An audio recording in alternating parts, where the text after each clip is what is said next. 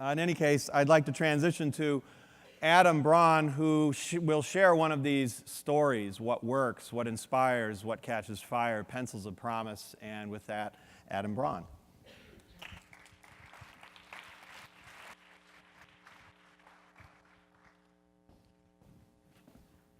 Good afternoon. So how many of you guys know of the Global Citizen Festival that goes on in New York City in Central Park? So my good friend Hugh Evans came to the Pencils of Promise office, I guess 3 or 4 years ago, and shared with me this big vision that he had, and we were the first partner to sign on board. And so when I went to the Global Citizen Festival the very first year, I arrived, and he said, okay, you're going to be speaking later this afternoon. And I just kind of waited as the day progressed, and then as it was going on and on and on, I finally said, kind of, Hugh, when am I speaking and who am I speaking between? He was like, oh, well, you're going to be on after the Foo Fighters. It's like, okay, well, who comes on after me? And he was like, oh, that's I think it's going to be Neil Young. So that was a very daunting talk to give, but honestly, you can't really see anybody in Central Park. And to speak in front of you guys, which is really my peer set. I mean, you are the ones who are out there in the trenches doing the great work that we all seek to enable every single day, is actually much more intimidating. And so it's a real honor to be here, and I want to thank Zeev and everybody that put on this event. So I want to do 3 things in the next 10 minutes or so. The first is just share a little bit of the personal story, something I've never really openly shared before, as to what inspired my approach to the way that Pencil of Promise was built, and the work that I'm now doing in conjunction with the Global Business Coalition for Education, which is the housing body for Gordon Braun, the UN Special Envoy for Global Education's work. And then the second is, most importantly, the lessons learned along the way that I think will be applicable to all of your extraordinary work. And then the third is really an opportunity for partnership, because that's why we're all here. We're not just here to kind of hear great stories and be inspired and learn, but ideally to collaborate and generate action that will impact lives beyond just our own. And so the story that I would share with you all is one from when I was 23 years old. I had just graduated college, I had spent some time traveling, and I did a 4-month backpacking trip where I started in Guatemala, I went all the way down to Argentina and back up. And I was primarily alone throughout this trip. And one day I found myself right on the shore of Lake Atitlan in Guatemala. Has anybody been there? Okay, you know it's one of the most beautiful, just magical places on earth. And so I was there, and I happened to be alone for a few moments, and this man came up to me and started asking me a bunch of questions, and we started speaking. And it turns out his name was Joel Puac, and he invited me to stay with him in his village, which is called Palestina, up in the mountains, several hours away. I asked him how to get there, and it was a minibus to a minibus to a minibus. No gringo had ever been in his village ever before. But I decided to take him up on that offer. And so I ended up spending about 3 days with Joel up in this village. And when I got there, he explained to me why he wanted me to come and join him. And it turns out that Joel was a teacher. And he was the teacher for his community of students, including his own children. And he owned the Bible. And he was reading the Bible every single night with a translation dictionary so that he could teach himself to read English. But the trouble was his pronunciation was terrible. And so what he had was a large cassette recorder and a big old school pair of kind of block headphones. And he said, I want you to read all day, as long as you're willing to, my Bible, and I'm going to record it into the cassette so that I can listen to your voice at night and teach myself English. And so that's what I did for 3 days. Jewish guy in a village called Palestina, reading the Bible. And it was one of the most pivotal moments in my life. I'll always feel indebted to Joel. I've actually gone back and visited him multiple times. But what he did was something that was a far greater gift than anything that I could have ever given to him. He taught me the value of how to enable one person to not receive education through injection, through aid, but through opportunity. Right? He said, give me the tools through even the most basic form of technology, a cassette recorder, to self-educate so that I can then pass it on for generations. And so I made a commitment that I would one day come back and try and help in a more meaningful way. And years later, I started the organization, Pencils of Promise, with $25 on the side of my job at Bain. And as of today, we've now broken ground on more than 300 schools around the world. and over 100 of them are in Guatemala. And many of them are in those surrounding regions, which Joel introduced me to at first. And so, thank you. So although I've never really told that story, most people know our story as the origin around this pencil that this young boy asked for in India years ago. Joel was just as pivotal. And it inspired the kind of 3 ideas that I would share with you all today. And I think this extends much broader than just education. I think it extends into the entire space of what today is being called social innovation, but really captures both social enterprise as well as nonprofits and kind of everything in between. So the first ideology is that I hate the word nonprofit. I absolutely hate it. It's the worst. I don't know anybody that I've ever met in my life that wakes up in the morning and is like, today I can't wait to not profit. I'm really looking forward to not profiting. That is not what inspires any of us to be here today. Right? We could be anywhere, but we chose to be in this room. And it's because of 2 other reasons that I think we all came together. First, it's to increase the profitability of those who are often in poverty or some disadvantaged situation.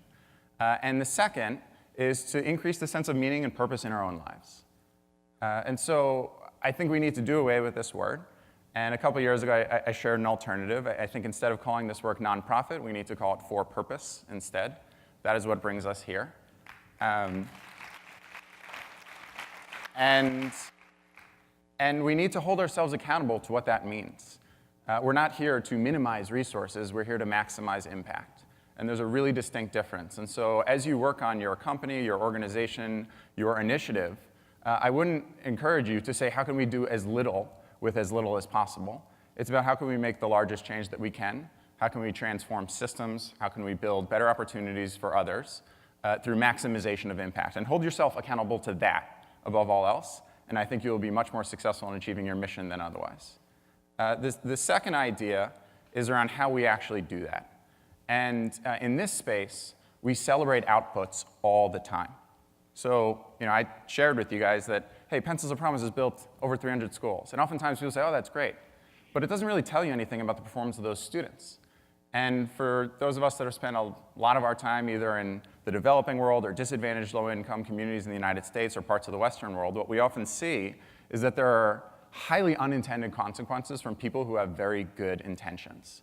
Oftentimes, even nonprofits or for-purpose entities create very bad things in places that don't deserve it, and it doesn't happen because they want that to occur, but it's because they don't hold themselves accountable to outcomes.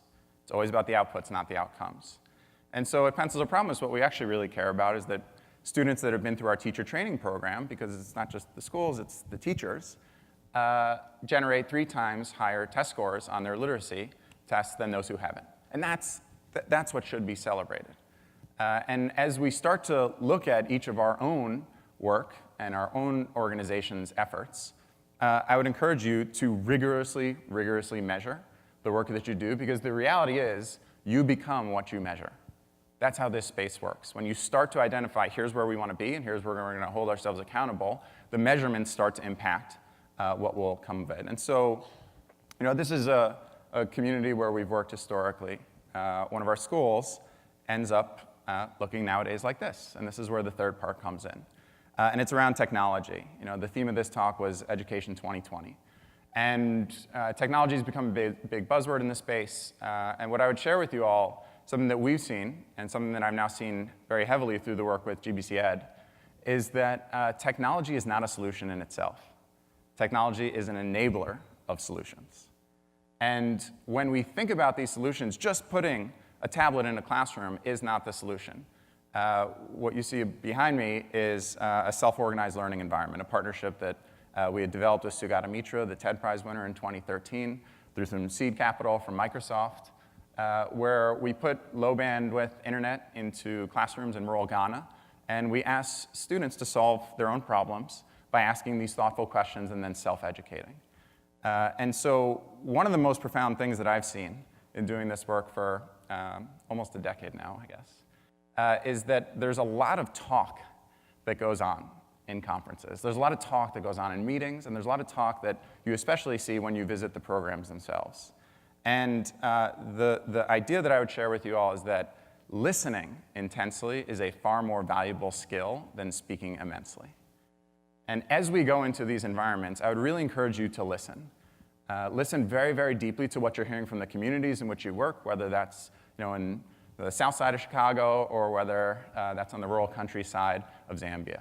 Because you will hear solutions pop up, and it's oftentimes from those who are in the same situation as Hoel was, asking, how can I get the tools to self-educate? And so this third part is really about an opportunity for partnership.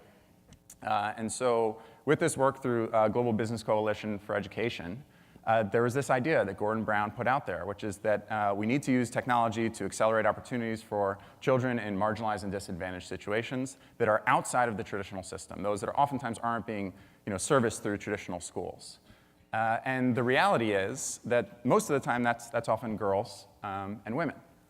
And so if we look at what technologies, what hardwares are actually in their hands, right now, I don't know how many of you know this, there are about 4.5 billion people who have access to a toilet out of the 7 billion in the world. Yet there are more than 6 billion that have access to a mobile phone. It's astounding, right? There's 1.5 billion people in such poverty that they don't have a toilet, yet they have access to a mobile phone.